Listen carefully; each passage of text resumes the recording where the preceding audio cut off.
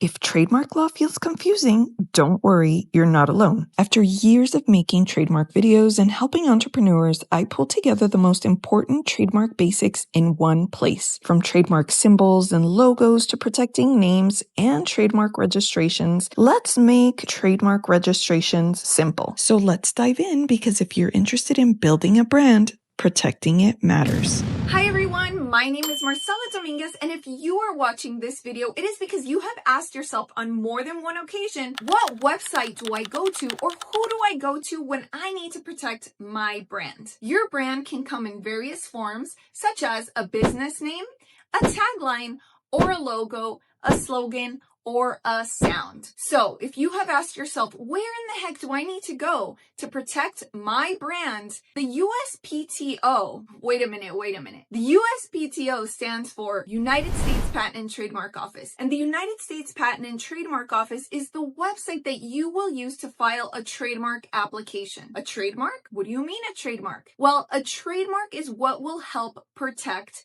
your brand. So as I said, your brand can come in the form of a business name, a slogan, a tagline, and even a sound. But in order to protect any one of those four or all four of those, you will need to go to the United States Patent and Trademark Office website, uspto.gov. So just because you go to the USPTO's website and you file an application, let's say for a beautiful logo that you really worked hard on, it doesn't mean that no one else is going to be able to use that logo in any category. You see, whenever you file an application with the USPTO, you are going to be forced to select an identification of goods and or services. What that means is you need to be able to tell the USPTO how you are going to use your mark or how you are currently using your mark. So you can't tell the USPTO, I want to file a business name for Nike and I don't want anybody in any category to be able to use it. It doesn't work that way. So when you file the application for the word or the business name Nike, you have to select the identification of goods or services. And in this case, that identification would be for clothing. Clothing can be more specific, such as pants, skirts, hoodies,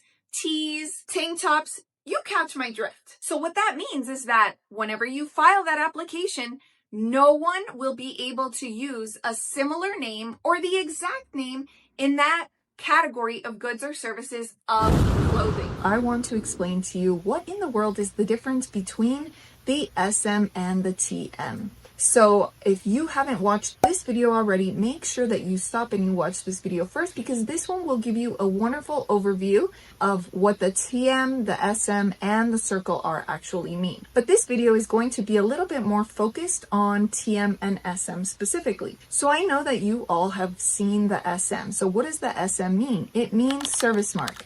I know you've seen the TM. What does the TM mean? It means trademark. So service mark is actually a placeholder. This SM right here is a placeholder. Let's say that you are in the business of providing software as a service. Let's say that you are a legal professional offering legal services. Let's say you're a doctor who offers medical services. Let's say you're a hospital or a clinic or a chiropractor or a dentist. All of those are services, right? And so you would be protecting your logo, your business name, your tagline, any of that with a service mark. So if you have not registered the trademark, then you would be using the SM symbol. So would you still use the SM symbol even if you have submitted an application?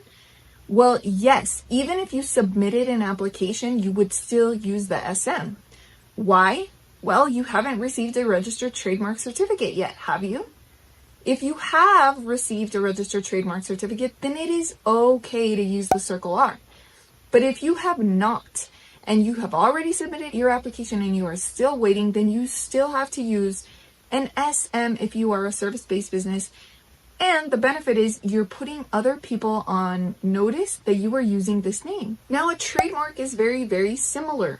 A trademark is a placeholder as well. In the same way that an SM is putting people on notice for your service-based business, a TM is putting people on notice that you are using this trademark, but it is in association with the sale of goods or products. So let's say that I have a Shopify store, a Wix store, a WooCommerce store, and I am selling kids products, which by the way, I do at stoijoey.com. Then that would mean that I can use the TM in conjunction with my name, my logo, my slogan, my tagline, if I have not yet registered it, because I am in the business of selling goods, of selling products. Now, if you also sell shampoo, watches, eyelash curlers, tank tops, lamps, couches, rugs, then you would also be using the TM because those are goods. Those are physical products. So using the TM would put people on notice that you are using a particular trademark and you are basically claiming it up until the time that it becomes a registered trademark. Now, using an SM or a TM doesn't necessarily signal to anybody that you are in pursuit of a registered trademark. Does using the SM or the TM tell people that you are going to pursue it in the future? No, it doesn't. Using these is only a placeholder, and you can only read into it insofar. So don't read into it. If you see a TM or an SM, don't assume that they're pursuing a registered trademark because that is not always the case. But it is the case that they are trying to put people on notice that they are using this trademark, even though they may or may not be actively pursuing a registered trademark. In today's video, I am talking about 2-in-1 trademark applications. What do I mean by 2-in-1 trademark applications? I often get a call that says, "Hello, Marcella, trademark lawyer. I want to register a name and a logo. Can I do that in one application?" And the answer is that if you are looking to protect both a name and a logo, then you are going to want to do 2 separate trademark applications. Why is that? Because the trademark office requires you to make a designation upon filing for your application. That designation will either be for a standard character mark, meaning a word mark, a slogan, a tagline, or it's going to be a stylized mark, meaning a logo. So you are not going to be able to tell them I'm protecting a logo and a word mark in this application. You're going to have to select one single bubble. So when you ask yourself, okay, well, what if I have 2 word marks? Am I able to secure and protect 2 word marks for my trademark within one application with the USPTO? And the answer is still going to be no. You are not allowed to put in 2 slogans or 2 logos or 2 word marks, 2 company names, 2 of anything really. So the only exception to this is, like, let's say that you have a logo that includes your company name. So the example I love to give is the McDonald's arches. Everybody recognizes the golden arches that has the script McDonald's written right across it in the middle. So that is actually considered a logo. So what you're primarily protecting there is the design, because that is what you're actually looking at. The golden arches is the M, it's the design, it's representative of a logo for McDonald's. And so coincidentally, it does contain, a word mark. But when McDonald's files that application, they actually file 2 applications, one for the logo and one for the word mark. So if you're someone that's interested in registering a trademark, you might have asked yourself, where can I find a USPTO trademark tutorial? Are trademark tutorials even a thing?